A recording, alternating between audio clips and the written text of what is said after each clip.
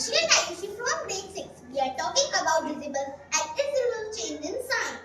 Let's see how things change around us. Some changes can be unknown, like when your breath and eyes can convert back to water, but some changes cannot be unknown, like when you burn a paper can convert into ash, but ash cannot be converted back to paper. We will explain the both of these. First, we will talk about visible things. For example, stretching a rubber band or melting ice.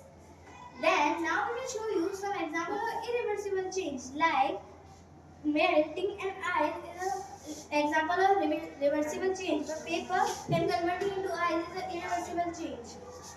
Visible change is the thing that you can change to make how they work. For example, ice can be converted into water by freeze melting it, but water can be converted into ice by freezing it. Irreversible change. When you cook roti, it cannot be converted into dough again, and when you burn a paper, can convert into ash, cannot be converted into back to paper.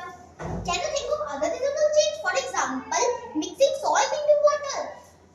We will evaporate the water to get the salt back, and ice is the thing that used to convert the water, but by melting it. For example, and then water can be converted into ice by melting it. And irreversible thing cannot be unknown. Like when you burn a paper can convert into ash, and here the example of irreversible thing. Milk can convert into curd, but curd cannot convert back to milk. It is